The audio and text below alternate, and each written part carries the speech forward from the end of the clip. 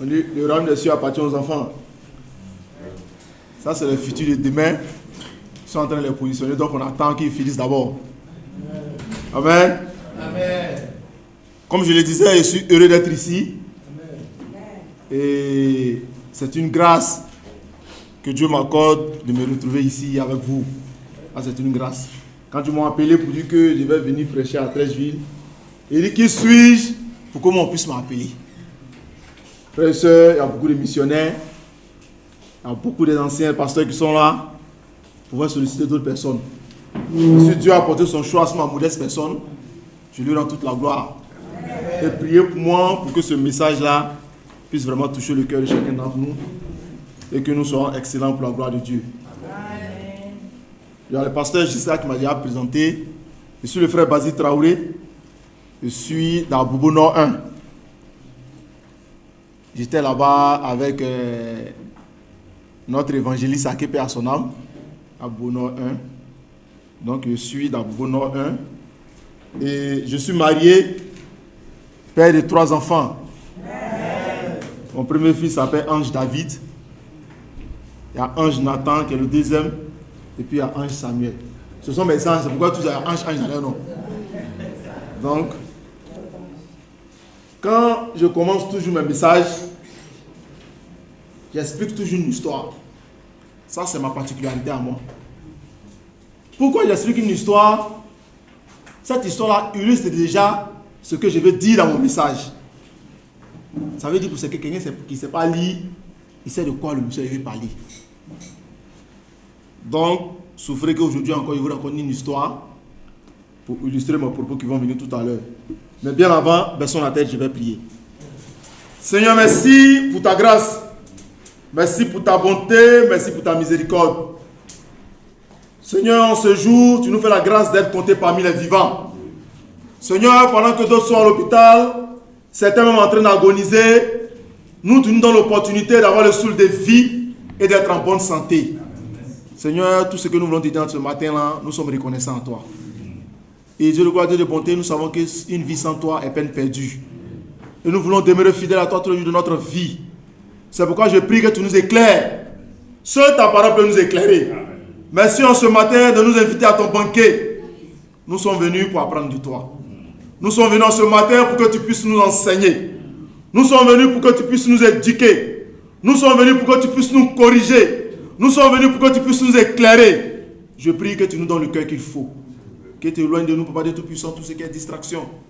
Et que, Papa de Tout-Puissant, par ta grâce, par ta bonté, tu nous aides non seulement à comprendre ta parole, mais Dieu Saint-Dieu, juste à la mettre en pratique.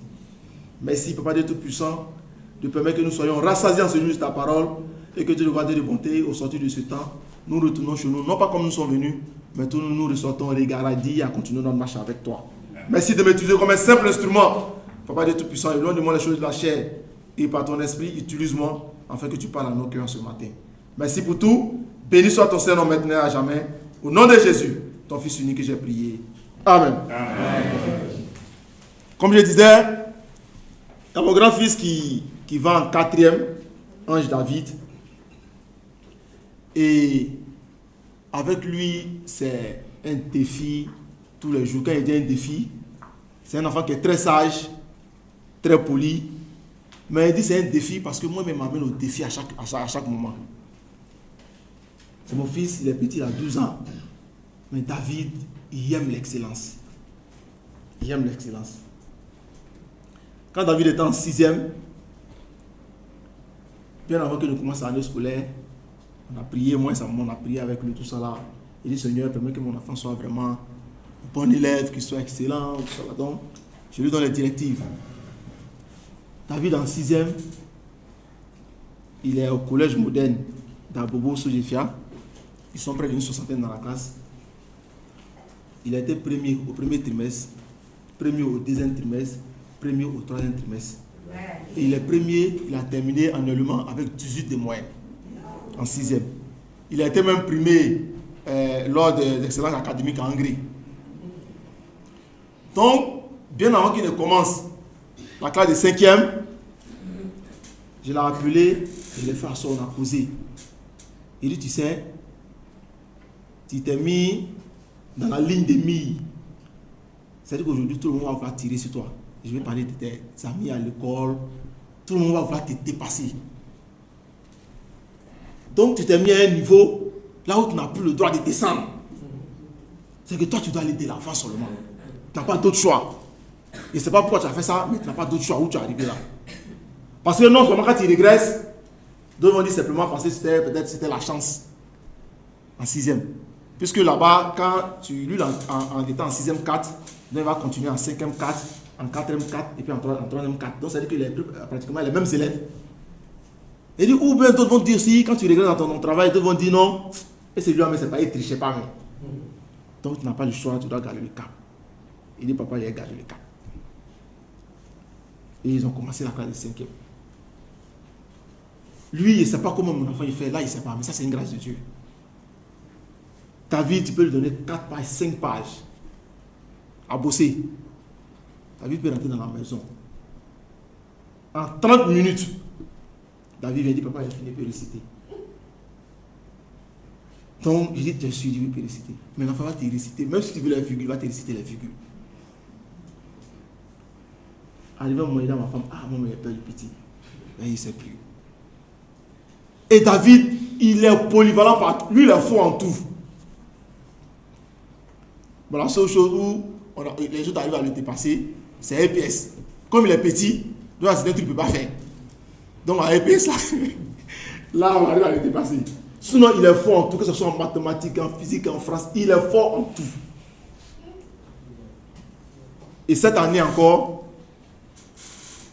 il a eu 17 demandes au premier trimestre. Il a été premier. Il a eu 17 demandes au deuxième trimestre. Il a été premier. Il a eu 18 demandes au troisième trimestre. Il a été premier. Et dans l'école, il a été premier de tous les niveaux 5e. Donc, cette année, il m'a dit, ça va cours de vacances. Il dit, non, pardon, il faut te reposer un peu. Ton cerveau, il faut reposer un peu. Il va cours de vacances cette année. On m'a fait par là pour ça. Hein? Il dit, il ne veut pas, il va faire cours de vacances. Il dit, non, il faut le laisser. Il faut que tu reposes ton cerveau, pour que le cerveau soit frais, pour que tu reprennes la classe et pour que tu sois une bonne lancée en classe de 4e. Mais vous savez, je raconte cette histoire pour dire que nous sommes les enfants de Dieu. Et l'enfant de Dieu a appelé à être excellent. Un enfant de Dieu ne doit pas être médiocre. Un enfant de Dieu, frères et sœurs, il ne doit pas être médiocre. Vous savez, je vous dis une chose. Le monde nous regarde. Hein? Le monde nous regarde. Il suffit que tu fasses une erreur. On dit, mais celui-là n'a pas dit qu'il est chrétien. Mais pourtant, les autres le font dans le monde. Ça ne dit rien à personne. Mais quand tu es chrétien, affiché à tant que chrétien, frère et soeur, tu dois être comme ton policier et puis tu dois faire toujours ce qui est bon. Donc, en un mot, on doit être excellent. Mais dans l'excellence, il y a la part des responsabilités de chacun. Dieu lui a donné la Bible pour qu'on soit excellent. Merci beaucoup à Pâques, c'est tout quand il prêchait tout à l'heure. Merci pour ton message. Merci aussi à l'autre frère. L'esprit, il est un.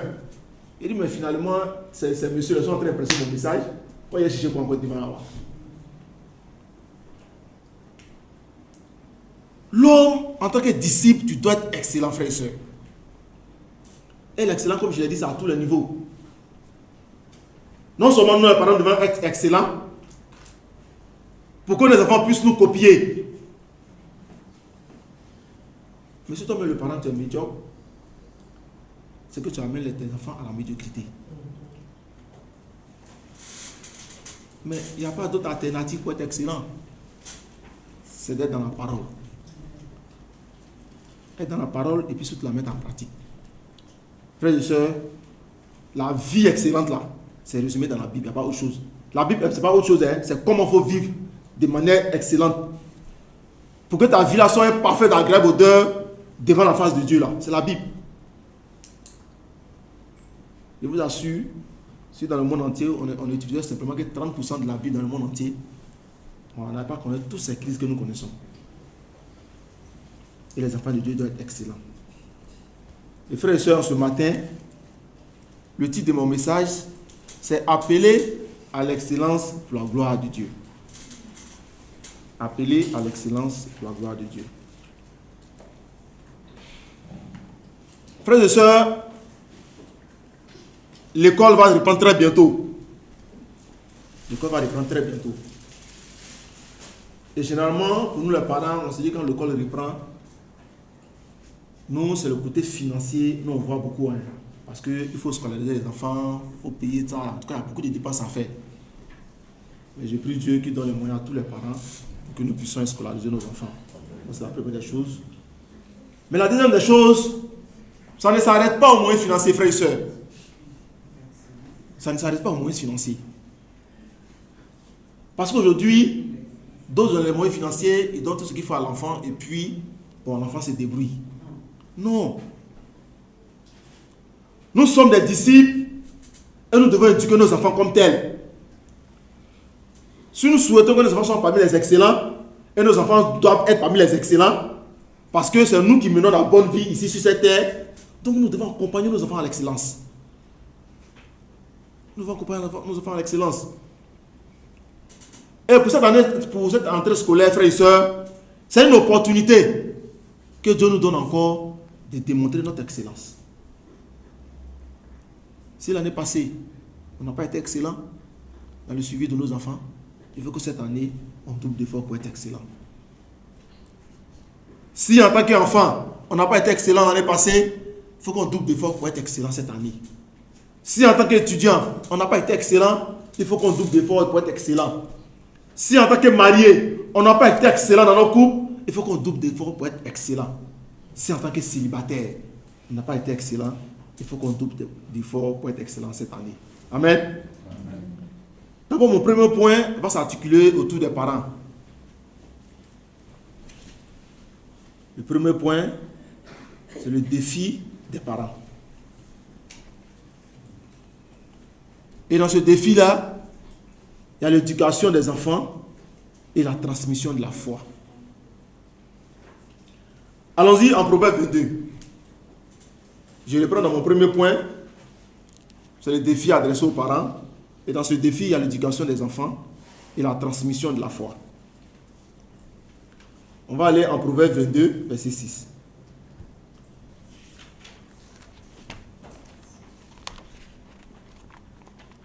Proverbe 22, verset 6.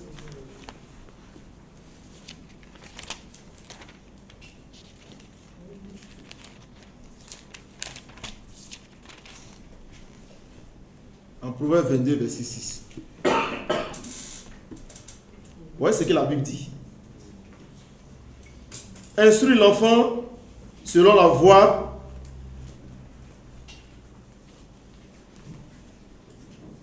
excusez-moi. Proverbe 22, verset 6. Instruis dans la foi du Seigneur. Et la parole dit, instruis l'enfant selon la voie qu'il suive.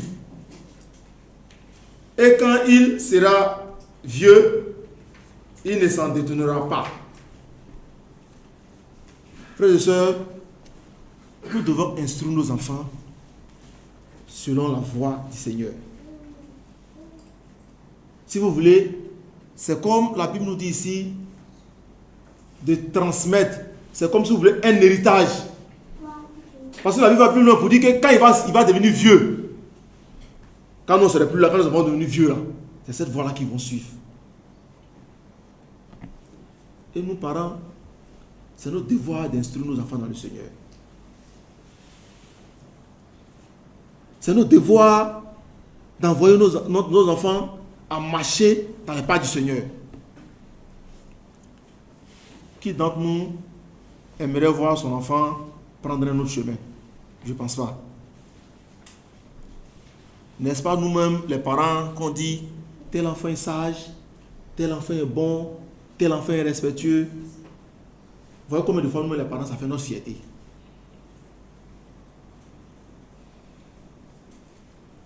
Quand peut-être dans les coulisses, il dit, ah, est-ce que vous ne voyez pas que c'est lui, ses enfants? Non, le monsieur, je ne sais pas comment il a fait, mais il a éduqué ses enfants de manière extraordinaire. Ses enfants sont respectueux. Mais le parent, quand lui dit ça, il est content. Mais qui aimerait qu'on vienne dire ce que lui dit, Mais lui, il a mal éduqué ses enfants, ses enfants sont impolis, ils ne font pas telle chose. Ou bien toi-même, quand tu n'instruis pas ton enfant, quand tu ne lui montres pas le bon chemin, quand tu ne l'amènes pas à l'excellence, c'est qui son enfant était dernier, puis il allait dire au voisin, ah, mon enfant, il a travaillé les derniers aujourd'hui. Personne. Ça veut dire que nous-mêmes, on aime ce qui est bon. Mais ce qui est bon, c'est cette valeur qu'on doit transmettre à nos enfants.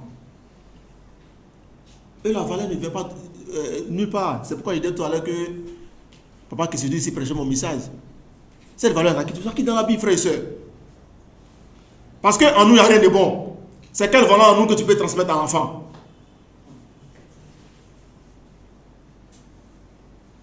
Les valeurs selon la chair ne sont pas des valeurs. Frère et soeur, peu importe tes moyens financiers.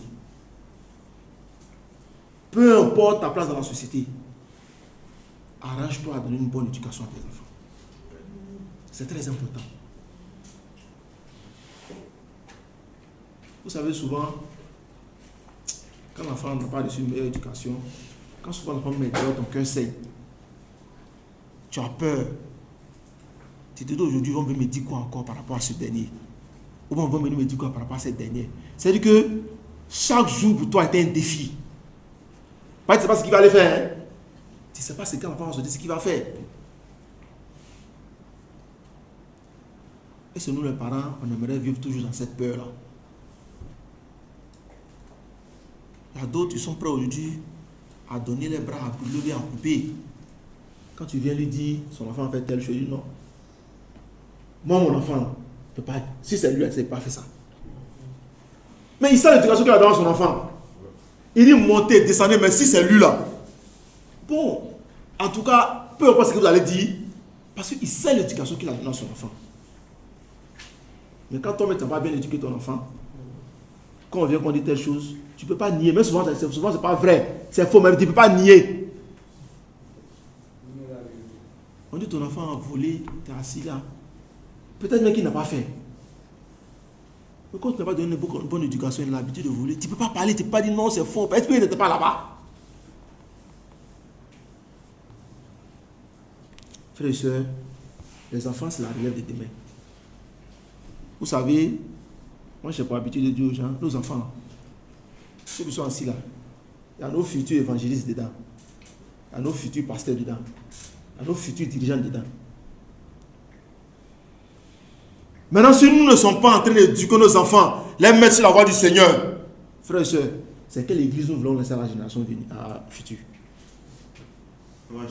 C'est quelle église on veut laisser à la génération future? Parce que nos générations, nous allons passer. Et l'église sera confiée à qui? On veut confier l'église à des gens qui ne sont pas stables. On veut confier l'église à les gens qui ont la pensée ailleurs. Vous savez, c'est ce qui amène souvent la fausse doctrine dans l'église. Parce que souvent, qu'elle n'a pas été éduquée selon ta foi, selon la foi que tu as pris dans ton église. Maintenant, il peut dérailler à 90 degrés. Amen, parents. Ce n'est pas pour nous inquiéter, mais c'est pour nous rappeler à l'ordre. Aujourd'hui, dans ce monde que nous vivons, frères et sœurs, c'est comme une chaîne. Et aujourd'hui, nous devons être comme des lions, nous les parents, pour protéger nos progénitures. Parce que le diable, il est prêt à dévorer. Hein. Lui, il est prêt à gâter. Lui, ce n'est pas pour arranger. Lui, c'est pas rien qui est difficile chez lui. Si on se gâte, ça, c'est à la minute. Et si nous connaissons les fréquentations de nos enfants, et si nous savons avec qui nos enfants échangent, quels sont les propos que nos enfants tiennent. Par moment, pour nous, les parents, on trouve des excuses. On dit, ça arrive du travail, je suis trop fatigué. Donc, vraiment, tu as dit, tu ne sais même pas si tu es enfant à la maison. Si tu n'es pas à la maison, bon, toi, ça t'intéresse pas. Toi, tu es trop fatigué.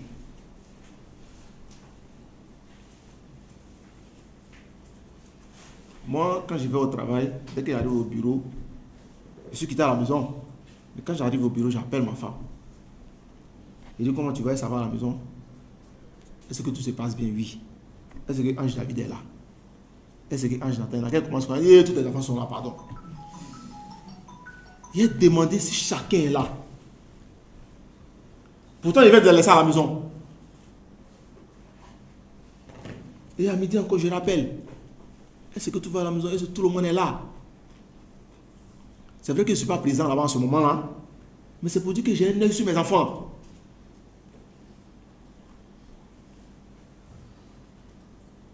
Même quand je suis à la maison, pour moi, il n'y a pas de repos. Quand il n'y a pas de repos, il peut être dans la maison. Mais chaque 5 minutes, chaque 10 minutes, avant qu'il ait demandé à mes enfants où ils sont. Il faut que je me rassure là où ils sont. On dit non, bon, j'étais le voisin, j'étais le voisine, ok. Frères et sœurs, en tant que parents, nous devons vraiment être vigilants. Nous devons être vigilants pour prendre soin de nos enfants. Amen. Amen. Nous devons être très très vigilants. Allons-y à Éphésiens. Éphésiens 6, verset 4. Éphésiens 6, verset 4.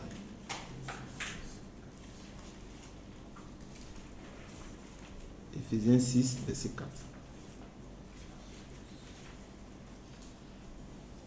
Je lis la parole de Dieu. Vous, pères, n'exaspérez pas vos enfants, mais élevez-les en les éduquant et en les conseillant d'une manière conforme à la volonté du Seigneur. Voici ce qui est clair. Nous devons éduquer nos enfants, les conseiller selon la volonté de Dieu. Si c'est par rapport à notre propre volonté, ça ne peut pas passer. Si c'est par rapport à la propre volonté du voisin qui dit ses enfants, ça ne peut pas passer. Éduquons nos enfants selon la volonté du Seigneur. Et c'est très important pour chacun de nous, frères et sœurs. Comme je l'ai dit, nous sommes dans une gêne. Nos enfants ont besoin de nous.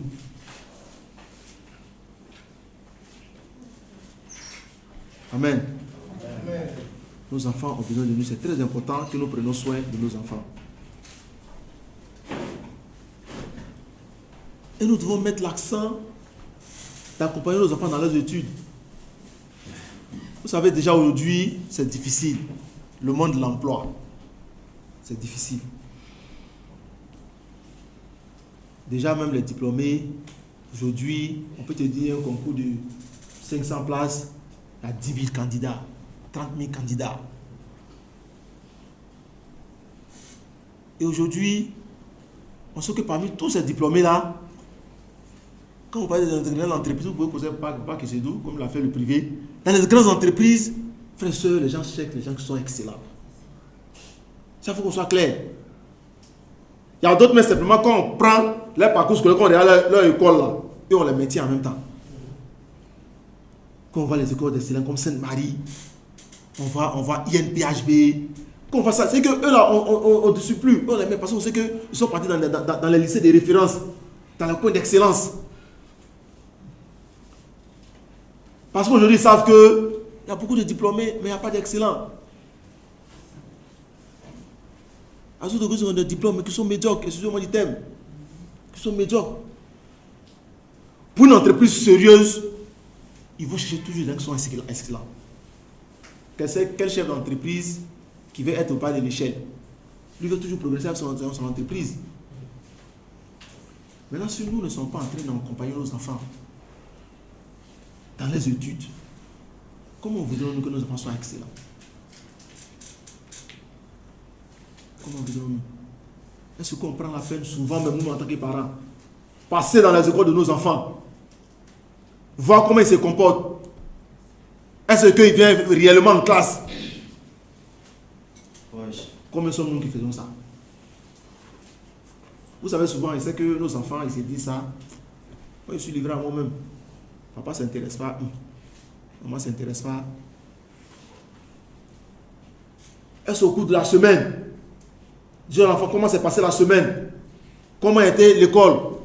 Comment s'est passé? Est-ce que tu étais en classe? Tu as suivi les cours? Envoie-moi ton cahier de leçons. Il va voir, il va te poser 2 ou 3 questions. Est-ce qu'on le fait? Parce que quand les enfants voient que nous, les parents, ont démissionné, c'est fini. Parce que eux, nous sommes des modèles pour eux.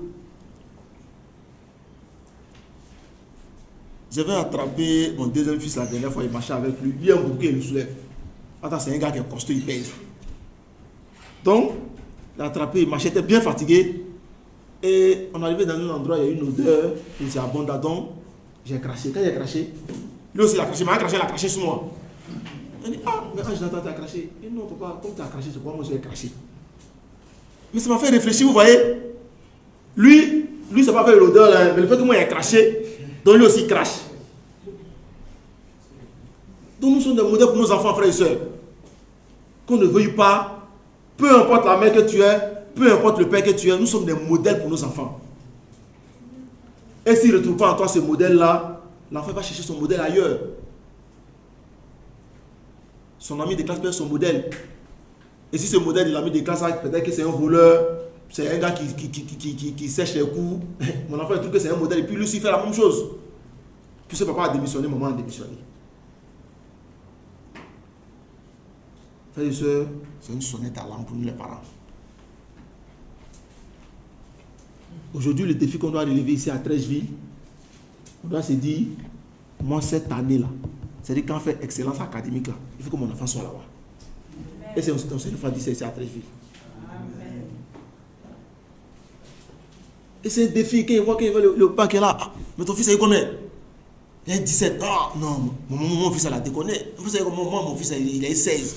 Mais il faut qu'il fasse tout pour avoir 17. C'est le défi qu'on a saisi par rapport à nos enfants. Et ça nous motive. Prenons la peine de s'asseoir à nos enfants. Causons avec eux comme des grandes personnes. Voici le résultat qui attend de toi cette année. Il veut que tu fasses ça, il veut que tu fasses ça. Et puis nous donnons le moyen de faire ça. Donnons le moyen. Nos enfants peuvent être dans l'école du quartier, ils ne peuvent pas forcément être dans une école de référence. Ils peuvent être dans l'école du quartier, puis il est excellent.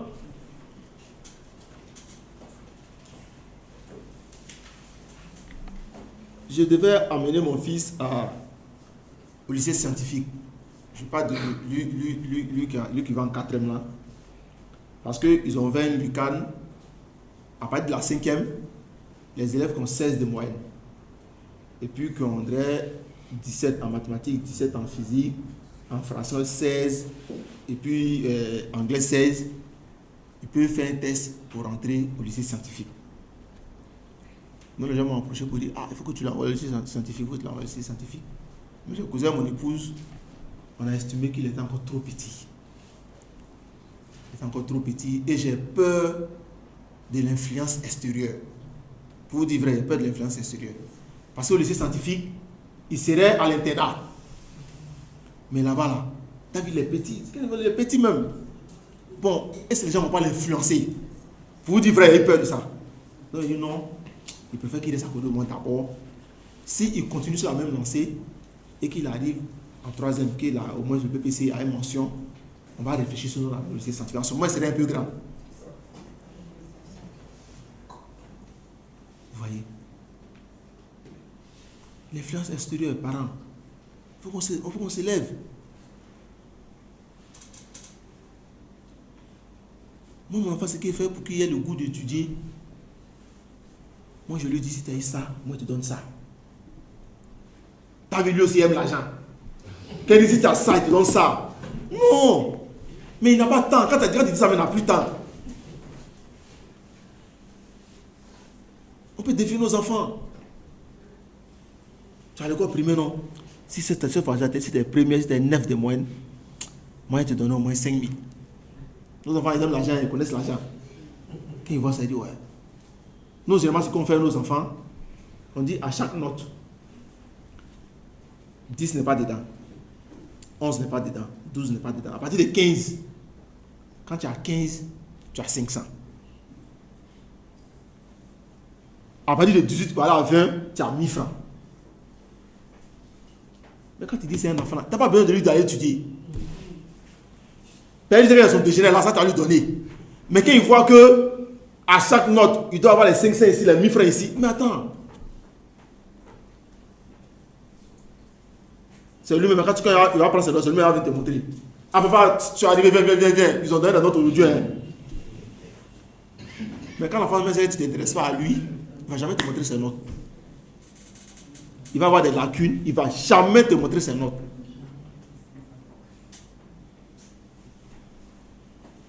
Mais en tant que ça habitué, il fait ça à l'enfant. Quand il va venir te montrer ses notes, là même où on n'a pas travaillé, c'est à 10 ou bien tu as eu 9. Il faut que tu redoubles de fois. Hein. Tu vas savoir qu'il est en train de faiblir un côté. Tu vas voir comment l'aider à ce niveau. Amen, parents. Amen. Je vous encourage à prendre soin de nos enfants. Amen. Frères et sœurs, c'est la relève de demain. C'est eux qui vont faire l'église de demain. Et l'église a besoin de personnes excellentes. Amen. Parce que notre Dieu même est excellent. Notre Dieu même est excellent. Jésus, quand il est venu sur la terre, il était excellent jusqu'à ce qu'il quitte la terre des hommes. Donc il nous appelle à l'excellence. Amen. En mon deuxième point, je vais m'adresser aux étudiants. Il y a des étudiants ici?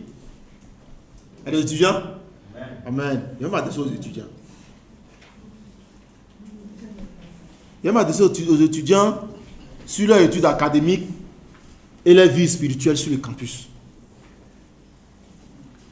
Allons-y en Colossiens 3, 23. Quel que soit votre travail, faites-le de tout votre cœur. Et cela par égard pour le Seigneur et non par égard pour des hommes. Jeunes frères étudiants, comme la Bible dit, quand vous faites un travail, faites-le pour le Seigneur. Vous savez, sur le campus, on trouve toutes sortes de personnes. Il y a des étudiants qui sont en début de cycle, il y a d'autres qui sont en fin de cycle. Il y a des étudiants même sont là-bas, se marient entre eux là-bas. Il y a d'autres qui ont fait foyer là-bas. Mais ce que vous devez savoir, vous êtes étudiants de l'église de Christ. Vous devez être des modèles. Vous devez être des modèles parmi tout ça. Parce que sur le campus, il y a beaucoup de choses qui se passent sur le campus. Demandez vos dévanciers, ceux qui ont fait le campus, ils vont vous expliquer. Vous devez être un modèle parmi tout ce qui se passe au campus. Et de par vos manières de vivre, même sur le campus, ça doit amener les gens à vouloir venir vers vous, à vouloir faire comme vous. C'est pourquoi la Bible dit, tout ce que vous faites là, faites-le pour le Seigneur. Parce que c'est vrai, on parle aux parents. Mais vous, quand vous êtes sur le campus, vous n'êtes pas à côté des parents. Le papa, il te donne les conseils qu'il faut. La maman aussi, elle fait pareil. Que ce soit ton oncle, ta tante, là où tu vis. Mais quand tu es sur le campus, il veut dire qu'il y a un autre esprit là-bas. Il y a une autre manière de voir les choses. Mais ce que tu restes le modèle que tu es en tant que disciple de Jésus, ou bien tu suis les modèles qui sont sur le campus. Aujourd'hui, comme il a dit, le monde de l'emploi est devenu très compliqué. On a besoin des excellents.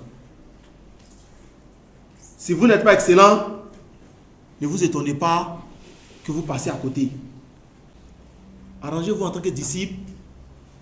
C'est vous qui devez être en train d'influencer les autres sur le campus. Quand moi j'étais en terminale, j'ai passé le bac. Tu serais employé en fonction de ton diplôme. Et c'est ce travail qu'on m'attend. Mais si tu as usurpé le titre et que tu es là-bas, forcément ça va sauter aux yeux. Ça va sauter aux yeux. C'est pourquoi il y a d'autres choses dans d'autres domaines, quand tu arrives, surtout dans les services publics. Les gens même t'entendent pour faire. Ils veulent un simple papier, ils t'entendent parce que les diplômes qu'ils ont acquis, peut-être que d'autres sont partis, ils ont acheté le diplôme, d'autres sont partis passer ça pour eux, puis ils ont le diplôme. Mais ça te rattrape lorsque tu commences à être dans le service. C'est là que ça te rattrape. Donc, les jeunes frères, ce que je vous dis, évitez la tricherie. Évitez la tricherie. Évitez aussi, comme j'ai dit, de suivre des personnes qui vont vous emmener, je veux dire, loin de votre objectif. Moi, j'aime beaucoup les étudiants de l'église du Christ parce que les enfants, ils aiment bosser. La plupart sortent comme docteurs et autres. J'aime ça. Nos enfants sont excellents. Et suivez ce modèle-là. Suivez ce modèle. Influencez vos amis qui ne sont pas disciples de par votre modèle, votre manière de vivre. Quand il y a des choses, ils vont vous dire non, moi je ne rentre pas dans ça. Quand telle chose, je ne rentre pas. Quand ils vont voir votre conviction, c'est sûr qu'ils ne vont pas vous amener pour un certain nombre de choses. Aujourd'hui, comme je le disais aux parents, l'église compte sur vous. Il y a d'autres qui sont étudiants, mais aujourd'hui qui sont devenus pasteurs. Je suis excellent, mais ils sont devenus pasteurs. Je connais Jean-Noël qui s'est marié la dernière fois. Ils sont étudiants, mais ils sont devenus pasteurs. Et c'est les gens excellents dont Dieu a besoin. Parce que Dieu même n'est pas dans la médiocrité. Amen. Amen. Dieu n'est pas dans la médiocrité. Allons-y en 1 Corinthiens 10, verset 31. 1 Corinthiens 10, verset 31. Ainsi que vous mangez, que vous buviez, bref, quoi que ce soit que vous fassiez, faites tout pour la gloire de Dieu. La Bible dit, peu importe ce que vous êtes en train de faire, faites-le pour la gloire de Dieu. Donc vos études, que ça soit pour la gloire de Dieu. Tout ce que vous ferez sur le campus, que ça soit pour la gloire de Dieu. Tout ce que vous serez en train de faire, même en causant, que ça soit pour la gloire de Dieu. J'aimerais vous encourager ce matin, comme je l'ai dit, soyez des modèles. Soyez des modèles sur le campus. En tout cas, l'église compte sur vous. Aujourd'hui, l'église investit plus sur le campus. Parce que là-bas, il y a les cadres de demain. Et c'est important que, non seulement, comme je l'ai dit, les parents se sacrifient pour vous, mais soyez excellents pour que les parents aussi soient fiers de vous. Moi, il y a mon papa, qui perd son âme, qui est décédé. Il était d'abord militaire. Il a fait le service militaire à leur temps. Quand il a fini, il est devenu simple agent de mairie. Il était à la mairie de Makuri. Bon, moi, on était militaire, on n'était pas connu. C'était mes soeurs, voilà. Parce que nous, dans ma famille, ce sont les soeurs, on est 2 garçons. Il y a moi et puis mon grand frère Adélin. Mais priez pour lui. Lui, il était de l'église de Christ. Et Adélin, c'est à cause de lui, mais nous, on est venu à l'église de Christ. Mais après, il y a eu la division, lui, il est parti. Il a suivi, comment on dit ça, les Dogbe et autres là. Il est parti. Et puis après, même, je ne suis pas entendu, lui-même, Dieu aussi, il est parti de l'autre côté encore. Bon, maintenant même, il ne va plus à l'église. C'est mon grand frère, même père, même mère. C'est un gars qui était zélé pour Dieu. Mais priez pour lui. C'est mon sujet de prière. Priez pour lui. Ça s'appelle Traoré Adélin. Priez pour lui. On cause souvent à ses amis aussi à l'église de Christ là-bas à Nord 1 qui cause avec lui, qui l'encourage. Mais venir vraiment c'est difficile. Mais priez pour lui. C'est ça que Dieu va faire. Donc je disais, mon père était simple agent de mairie. Et je parle à vous les jeunes. Donc vous savez ce qui faisait la fierté de mon papa. En son temps, nos pères connaissent les anciens, nos bulletins passaient dans leur service. On amenait ça par la poste. On n'avait pas un bulletin, on ne va pas prendre comme ça.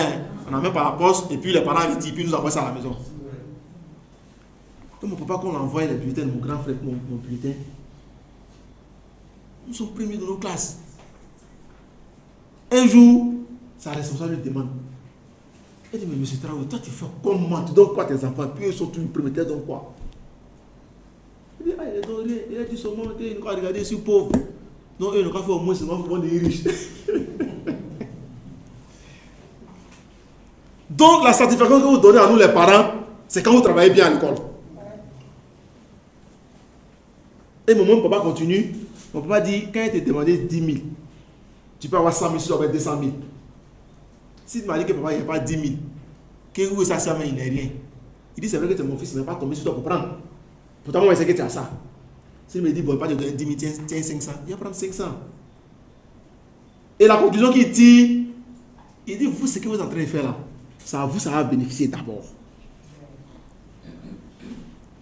Si vous avez une grosse société, comme vous avez une grosse voiture, tu vas pas dire non, papa, vous rouler dans la voiture, moi, j'ai marché. Jamais, tu vas rouler dans la voiture. Donc, c'est pour dire que c'est pour vous-même. C'est pour vous-même. C'est la première des choses. Les parents, tout ce que les parents ont, c'est la satisfaction, ils sont contents. Quand on dit la maman qui est derrière, on dit ton fils est quoi? Est cadre qui part. C'est tout, c'est le nom. On dit, ah, c'est la maman déjà qui s'en va, ouais, c'est tout. C'est ça, elle prend. Mais le DG, c'est qui? Le DG, c'est toi. Le DG, c'est toi, c'est pas maman, c'est pas papa. Mais eux, c'est la satisfaction qui est dedans, là, eux, ils retiennent. Si on dit à papa qui se dit, papa, ah, voici le papa de telle soeur. Tu ne connais pas, ah, c'est qui est directrice de la BCAO là. Le papa, c'est tout. Lui, c'est ce dont on dit, ah, voici le papa de la directrice de la BCAO. C'est tout, c'est ce qu'il lui prend comme satisfaction. Mais ça à vous-même, les enfants, ça profite d'abord.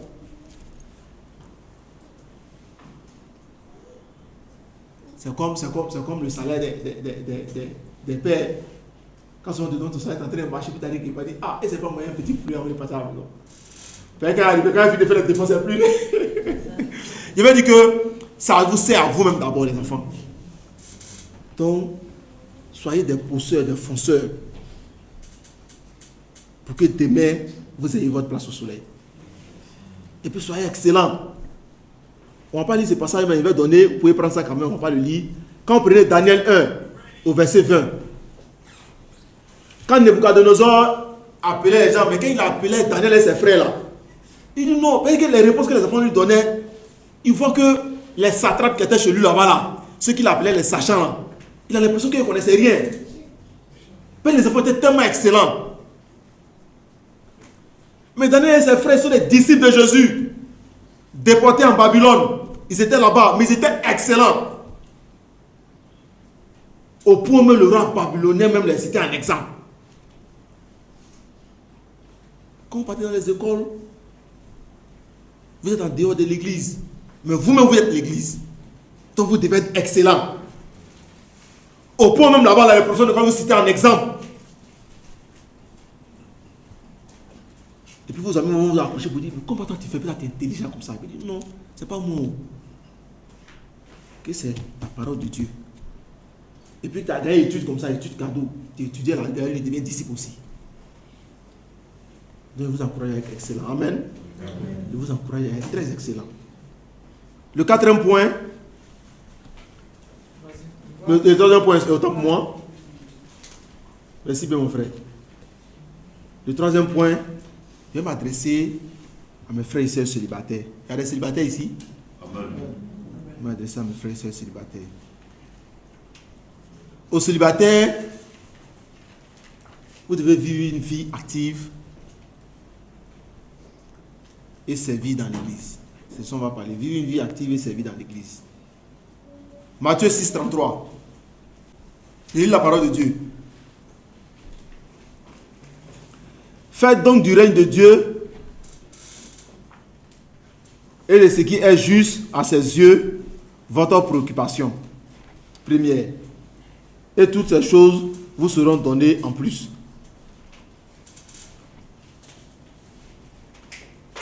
Frères et sœurs étudiants, pour ne pas dire frères et sœurs célibataires, il faut que les choses de Dieu soient nos préoccupations. Vous savez, en tant que célibataire, nous avons fait le ministère des célibataires. Et aujourd'hui, je dirige toujours le ministère des célibataires à Bobo. C'est vrai que je suis marié, mais l'évangéliste a paix à son âme. Quand moi je me suis marié, il m'a dit, ah, il souhaiterait que tu continues de diriger le ministère jusqu'à ce qu'on puisse trouver quelqu'un un autre jour pour te remplacer. Donc actuellement, il dirige encore le ministère. Mais le problème, c'est que là-bas, en tant que célibataire, on est trop fixé sur nous-mêmes. Et souvent, on trouve que la vie est en train de partir pour nous laisser. On est préoccupé par le travail, on est préoccupé par comment me marier, on est préoccupé par toutes sortes de choses. Mais sauf les choses de Dieu. Mais Dieu m'a dit dans sa parole que le service que vous rendez dans ma maison, là, ça c'est que ce service-là, ce ne serait pas vain.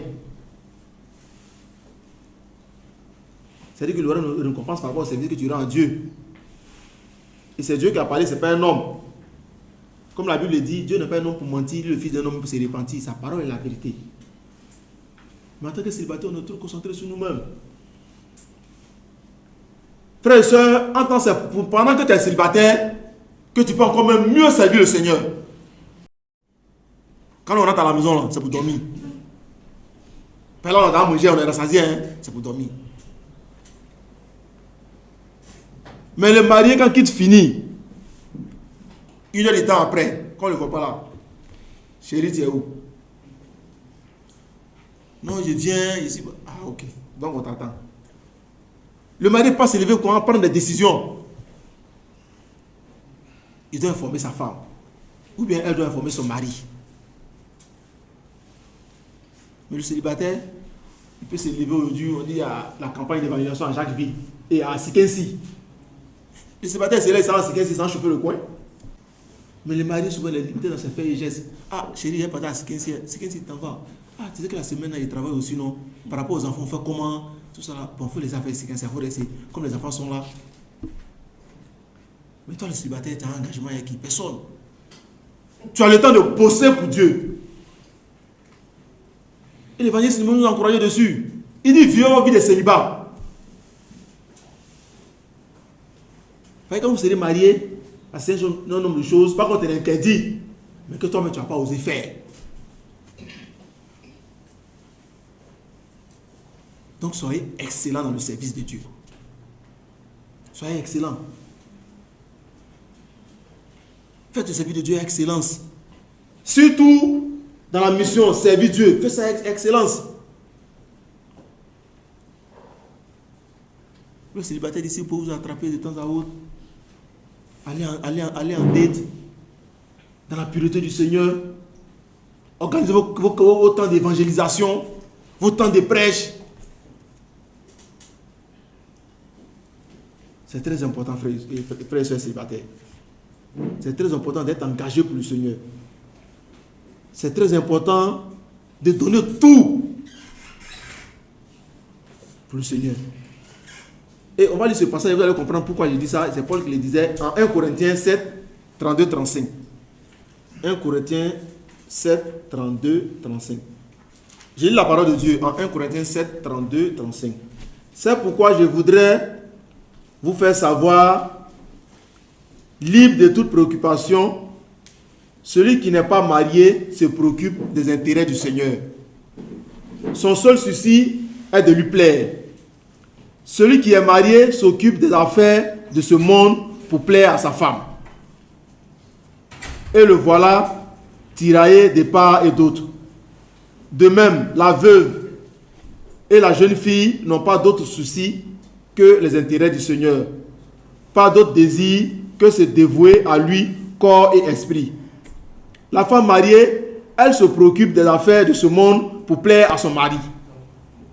J'ai dit, cela dans votre propre intérêt, et non pour vous tendre un piège, mais pour que vous meniez une vie bien ordonnée et que vous soyez attachés au Seigneur sans partage. C'est ce que l'apôtre Paul disait aux Corinthiens. Il dit, celui qui est marié, il va chercher à s'occuper des choses de ce monde pour plaire à sa femme. C'est pareil pour la femme. Mais il y a le célibataire là. Tu n'as plus aucun engagement, nulle part. Donc tu as le temps pour bosser pour le Seigneur. Ce n'est pas dit que le mari ne le fait pas. Mais toi, il n'y a pas pris d'engagement que tu as tout le temps de bosser pour le Seigneur. Donc je vous encourage à bosser pour le Seigneur.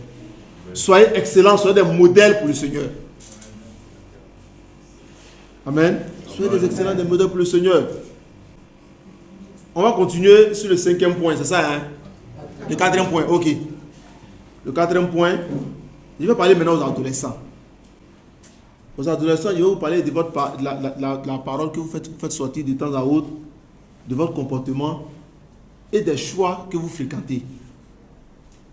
Qu'il n'y ait pas des choix que vous fréquentez, des personnes que vous suivez, des personnes que vous fréquentez. 1 Timothée 4, 12. Que personne ne méprise ta jeunesse. Il parle aux adolescents que personne ne méprise ta jeunesse. En 1 Timothée 4, 12. C'est pas parce que tu es adolescent, tu es petit ou bien tu es petite, que quelqu'un va mépriser ta jeunesse. Mépriser ta jeunesse, c'est quoi? C'est-à-dire, on s'est dit, lui là, ou bien telle personne, on peut te faire tout. Ou bien te dire tout. Non. En tant qu'adolescent, tu es une personne intelligente. Tu es une personne précieuse. Donc, tu ne dois pas suivre tout ce que tu veux. Non. Ce n'est pas tout qui est bon pour toi. Tu ne dois pas tout ce que tu veux. En tant qu'adolescent, les paroles que tu fais sortir doivent être des paroles qui encouragent.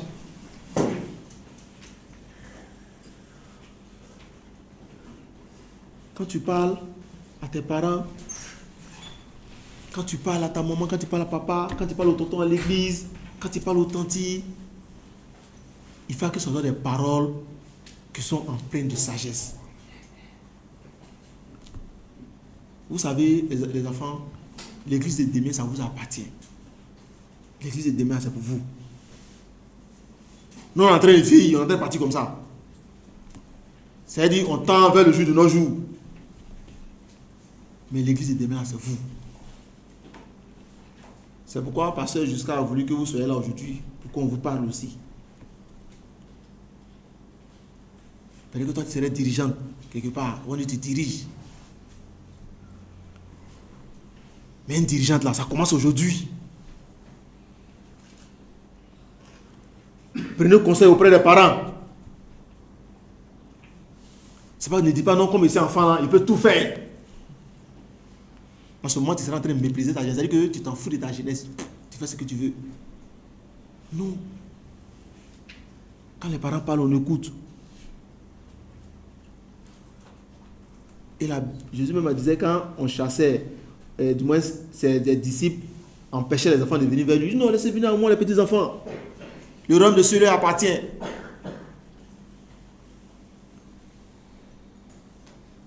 Donc c'est vous qui êtes la relève de demain. Amen.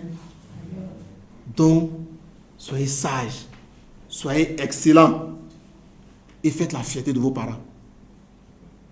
L'école va commencer très bientôt. Ayez des objectifs. C'est-à-dire que pour vous là, ces gros mots là, dites-vous que je dois être parmi les meilleurs de ma classe. C'est ce que vous devez mettre dans votre tête. Je dois être parmi les meilleurs de ma classe. Papa m'a donné des genoux, maman m'a pas donné des genoux. Mais je dois étudier pour être parmi les meilleurs de ma classe. Et je disais à votre frère David, quand souvent aussi, il dit, il est fatigué, il ne va pas étudier. Hein. Donc quand ça devient par là. Et puis, je lui dis, mais, quand la dernière fois, quand il lui disait, puis il est découragé, et quand la dernière fois, quand ils ont appelé les gens en Hongrie là-bas, c'est à moi, ils ont remis les cadeaux là. Ouais, c'est pas moi, c'est toi qui ont remis. Si les vôtres utiliser, vous pouvez étudier. Quand il faut qu'il dise, papa, toi, tu aimes trop ça. Et puis, c'est étudier. Enfin, il sait qu'il veut encore avoir en Hongrie. Il dit souvent, il dit, tu as vu, non, quand tu es meilleur, comment tes amis te respectent. Les enfants, entre guillemets, nous les enfants des pauvres là, quand on est intelligent, les gens nous respectent. Si on est enfant des riches, lui on veut le déposer en voiture. Quand il vient matin, son quartier est bien repassé. Nous en sortant, le grand patin, les lequels, les chaussures, les trucs là. Bon, lui, enfant des riches, lui, t'as dit quoi? Mais c'est ton intelligence qui fait que lui, il a peur de toi. C'est ton intelligence. Quand il te voit là, tu vas voir que l'autre qui n'est pas excellent en classe, là, quand il lui dit, oh, toi, tu ne pas. Toi, tu connais quoi même. Mais quand tu pas dit, toi, tu t'appelles comment? Tu as dit, Kira a parlé, donc tes yeux vont, hein. Mais il sait qu'on ne peut pas Kira en voiture. Mais il sait que ce qu'est tenté de Kira là, c'est plus que pour lui. Donc il respecte Kira, c'est comme ça. Quand on est excellent, et puis c'est pas là pour tout le monde, quand on est excellent là, les gens nous respectent parce qu'on est excellent. Sinon, si c'est l'argent, ils ont rien que nous. Il ne faut pas se mentir. Ils sont là que nous. Mais nous, respect parce qu'on est excellent. Même dans ton service, les gens te parlent un respect. Parce que quand tu bosses, c'est excellent. Donc, soyez excellent. Faites la fierté de vos parents. Amen. On va continuer, frères et sœurs. Et l'excellence aussi, ça c'est valable pour tout le monde. Frères et sœurs, on le fait pour la gloire de Dieu, que Dieu nous glorifie. Comme je l'ai dit dans mes propos d'entrée, un disciple ne doit pas se permettre d'être médiocre. Donc Dieu il est excellent. Et puis tout ce qu'il fait, il fait ça avec excellence.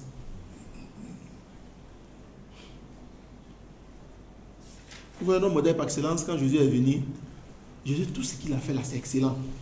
Prenez-moi seul parler de la Bible, où Jésus a fait les trucs de manière médiocre. Il n'y en a pas. Pourtant, nous, on dit que Jésus est notre modèle par excellence. Donc, c'est que nous, on doit être excellent. Pour nous qui suivons le Christ. Et ça, on doit travailler à ça tous les jours. Tous les jours, on doit chercher à être excellent pour glorifier le nom de notre Dieu. Amen. Il y a d'autres personnes, par simple manière de se comporter, tellement tu as un bon comportement là. D'autres disent, mais ils t'approchent, mais puis il y a un frère dont ils l'ont approché, Venance Conan, je ne sais pas si d'autres le connaissent, il est professeur. Il y a un jeune de sa cour, en ce moment il était étudiant, qui l'a appelé petit grand frère. Moi, il veut être comme toi. Il dit, comme nous, tu es simple, et puis il veut être comme toi. Tu te fais comment? Il dit, non, moi je suis chrétien, c'est tout. Mais ça glorifie le nom de notre Dieu. Amen. Moi, mon propre ami d'enfance, lui aussi, c'était un sujet de prière, prier pour lui. Il s'appelle Déa Désiré. On a grandi ensemble. On a fait tout ensemble. Moi, par la grâce de Dieu, je suis devenu disciple. Mais mon ami, là, il monte et descend. A fait des églises, il n'est pas prêt. Si Désiré m'a appelé, c'est qu'il a besoin d'argent. Ah, vas-y, t'es où? Ah, c'est chaud, mon gars, c'est chaud. Mais il est devenu comme un frère pour moi. Il y a un moment, il a commencé à étudier la Bible, mais gars, après là, comme on dit dans le jargon, il est tombé en brousse. Priez pour lui. Un jour, mon propre ami, on a grandi ensemble. Il avait me trouver, il dit, il veut me voir, c'est urgent. Il dit, bon, c'était un dimanche, je crois bien. Un dimanche, il dit, je suis à l'église. On n'a pas commencé le kit. Il dit, il veut me voir urgent. Il dit, non, vous venez, je suis là. Quand il m'a appelé, le kit n'a pas commencé, je suis venu dehors là. À l'entrée, pour ceux qui connaissent notre. Mon ami m'a vu, Désiré m'a regardé. Je ne sais pas s'il pleurait ou quoi. Il m'a dit, vas-y. Mais comment tu fais pour tu vis heureux comme ça? Mais il ne dit pas qu'il est heureux parce que j'avais apporté des bijoux. Non, c'est pas ça. Mais il y a quelque chose qui dégage en moi, l'esprit de Dieu comment qui se dégage autour de moi. Là. Il sait que je suis heureux, je suis à l'aise. Il n'a pas vu une voiture garée qui m'appartient. Je vous dis souvent, il est mon ami et puis il est là aux yeux. Il a dit, ah Désiré, c'est Dieu qui fait ça. Il faut venir à l'église. Il ne m'a pas expliqué le problème qu'il avait, mais tu sens qu'il souffrait. Et quand on vit dans l'excellence, ça glorifie le nom de notre Dieu. Amen. Sans qu'on ne le sache. C'est pourquoi nous devons nous arranger pour être excellents dans tout ce que nous faisons. Ça ne serait pas facile. Comme le Paul a dit tout à l'heure, il aura en face de nous plein de choses. Lui, on peut le corrompre facilement. On peut le corrompre facilement. Et puis en ce moment-là, qui n'a pas besoin d'argent. Peut-être qu'à ce moment-là, il a des difficultés financières, qu'il a besoin d'argent-là. Mais il a préféré l'excellence. Et c'est valable pour chacun de nos frères et sœurs. Quand on te confie une tâche dans l'église, frères et sœurs, faites cette tâche-là avec excellence. Ne dis pas pourquoi c'est moi le dirigeant, c'est toujours le dirigeant, c'est moi, il voit seulement. Quand on dit que toi tu dois balayer la salle avec excellence. Quand tu dois ramasser les chaises, ramasse les chaises avec excellence. Amen. La frère église là, c'est pas de venir s'arrêter pour prêcher. Prêcher, c'est pour donner l'enseignement. La vraie église, c'est de la manière on vit. C'est qu'on prêche, comme on prend, comme on vit ça là. C'est ça qu'il a fait l'église. Sinon ici là, à l'église, moi je respecte les gens parce que ici là, tout le monde est pasteur. À l'église, ici là, tout le monde est pasteur. Parce que quand on peut prendre simplement des frères, on veut te faire un message. Mais toi, tu es assis, tu es pasteur, tu es assis, puis tu dis waouh, tout le monde est pasteur ici. Mais c'est le message, quand tu reçois là, comment chacun vit le message. Comment chacun vit la parole de Dieu. Comment chacun se comporte en fonction de la parole de Dieu. Nous devons être excellents pour la gloire de Dieu. Nous devons être excellents pour la gloire de Dieu. C'est cette vie que nous avons choisie. Soyons excellents, frères et sœurs. Excellents, frères et sœurs, dans l'évangélisation. Ça, c'est un autre point qui veut toucher l'évangélisation. Soyons excellents. Nous, aujourd'hui, les gens sont venus vers nous. Par la grâce de Dieu, on a eu l'évangile. Et puis aujourd'hui, on est devenus on est disciples. Mais nous, qu'est-ce que nous faisons pour les autres qui ne sont pas disciples, qui souffrent dans le monde? Qu'est-ce qu'on fait? La Bible dit que la moisson est grande, mais peu d'ouvriers. Où sont les ouvriers pour amener cette moisson-là dans la maison du Seigneur? Et à commencer par moi-même, nous sommes médiocres dans l'évangélisation. On peut taper toute une semaine même sans parler de la parole de Dieu à quelqu'un. Et puis ça ne nous dit pas grand-chose. Comment ces personnes seront disciples s'il n'y a pas de gens pour les prêcher l'évangile? De la manière, les autres ont compassion de nous. Et que nous, aujourd'hui, nous sommes assis là, nous devons avoir compassion des autres qui ne sont pas chrétiens. Pour aller vers eux, pour les prêcher l'évangile. Ne regardons pas au costume, les gens ne regardent pas dans les grosses voitures. Parce que souvent, ce qui nous influence, c'est le costume et la grosse voiture. Mais les gens souffrent. Mais nous, même si on n'a pas de grosse voiture, on n'a pas de costume.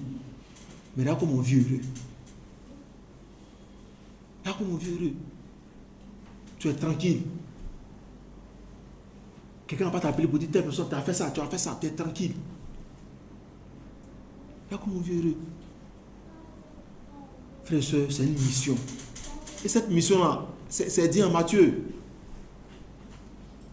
Là, on dit non, comme c'est lui qui est le diacre, c'est lui qui doit évangéliser. Hein? Bon, moi, si c'est un disciple, moi, il vient là. Moi, il vient à l'église, il écoute, il vient m'enlever à la maison. Non, l'évangélisation, c'est pour tout le monde. Ayons compassion de ceux qui ne connaissent pas le Christ.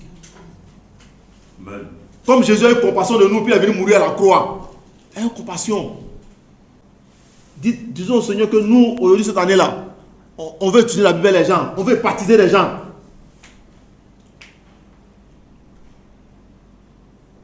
Disons l'Éternel, on veut que cette soeur-là soit petite. Pour les gens qu'on va baptiser.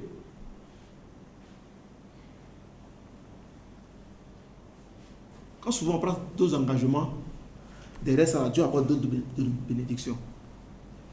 Vous êtes sûr qu'à Tréville ici, sont baptisés 15, 20, 30, 40, 50 personnes. Mais Dieu sait que vous ne pouvez plus contenir ici, c'est ça? Dieu sait ça. Et puis il ouvre les portes pour que vous partez ailleurs.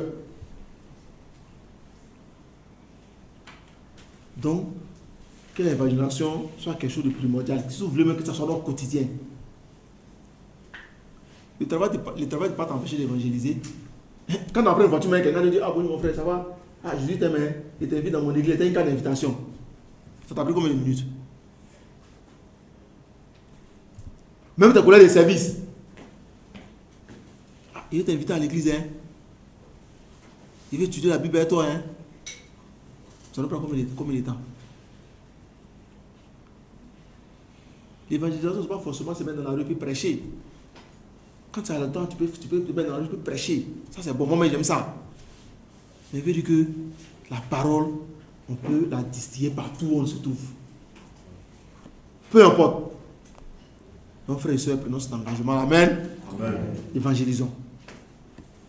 Et le dernier point que je vais aborder, c'est l'offrande spéciale.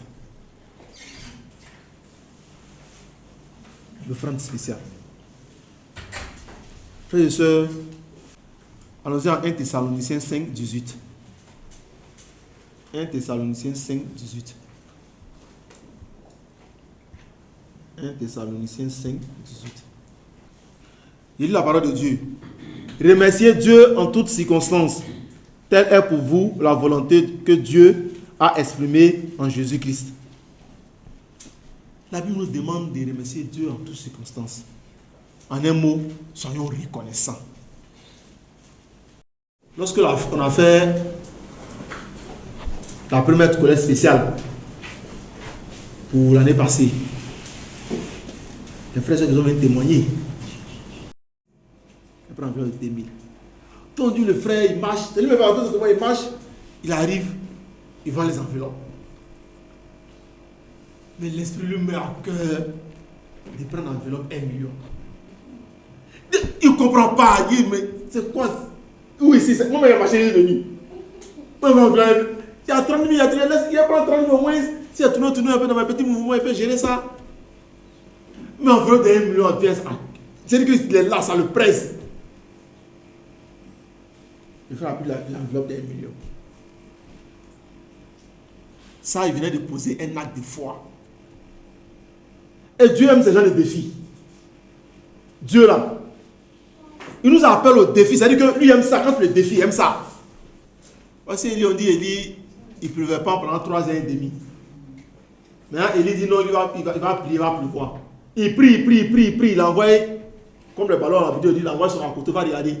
Et le ciel s'est assombri, ça va, il dit, Dieu, le ciel s'est pas assombri, hein, il y a soleil même. Il dit, ah bon, il n'y a pas de problème, il va pleuvoir. Il prie encore.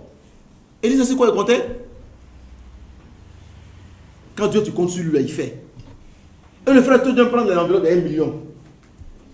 Mais je vous dis, selon son témoignage, même pas 1 mois, enveloppe qu'on a pris pour l'année là, même pas 1 mois, lui il a payé 5 millions. Même pas 1 mois, il a payé 5 millions. Comme on fait ce témoignage, ça m'a bouleversé, ça m'a touché. Souvent, on limite notre Dieu. On les limite dans nos manières de faire. C'est qu'on ne le dit pas comment ça, verbalement, mais dans nos manières de faire, on limite comment ça, la puissance de Dieu dans notre vie. J'ai pris un engagement. Et c'est 20 000 avant moi, il peut payer. Dieu, il faut être sage. Hein? Moi, ce qui me plaît, c'est avec Dieu, nous, on va être sage. Quand c'est quelqu'un de Dieu, là, on dit, ah, il faut être sage. Hein? Il faut être sage, hein, frère. Il faut être sage. Donc, il n'y a pas de prendre 5 000. Dieu, là, quand tu fais pour lui, il fait pour toi. C'est-à-dire qu'il y a le minimum que Dieu te donne, hein, mais à part ça, là, il y a le cœur. Quand tu fais pour lui, il fait pour toi. Frères et sœurs, la couleur spéciale, là, c'est pour la gloire de Dieu. Amen. Et nous devons être excellents dans notre collecte.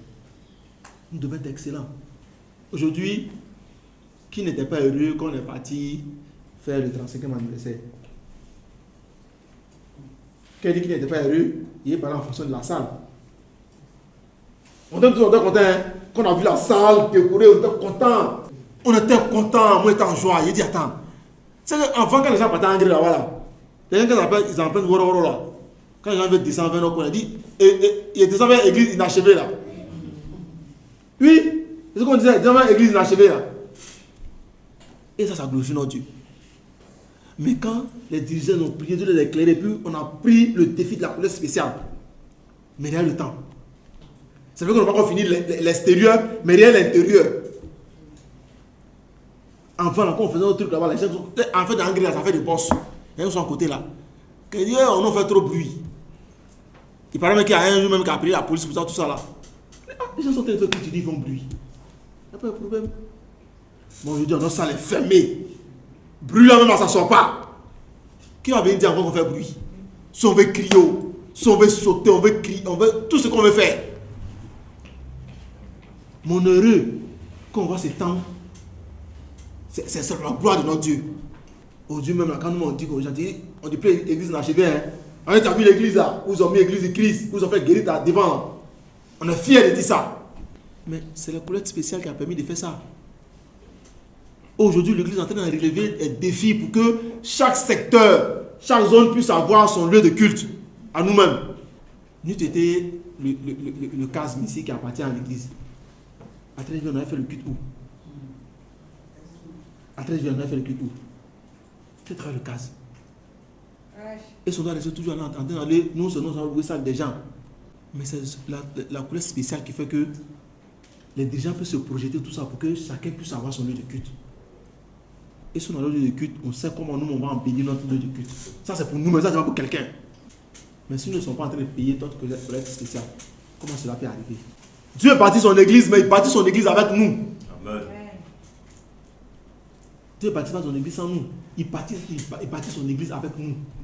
Maintenant, si nous ne devons pas rentrer dans le projet de Dieu, lui que tu sois là ou pas, lui bâtit son église. Mes frères et sœurs, relevons ce défi-là. Relevons ce défi. On tend vers la fin d'année, relevons ce défi. Si tu as pris un engagement de 500, frère et sœur, prie Dieu. C'est à lui qui appartient l'or et l'argent. Et puis, à la foi, il va te donner 500, tu vas payer. Si tu as pris un engagement de 1 million, prie Dieu. Il va te donner les moyens pour que tu payes les 1 million. Frères et sœurs, Dieu est fier de nous. Et il dit fier de nous et il nous appelle en même temps aussi à l'excellence. Soyons excellents dans tous les aspects de nos vies. Pour que la gloire revienne à Dieu. C'est ce message que j'ai voulu partager avec vous. Que Dieu bénisse son Église.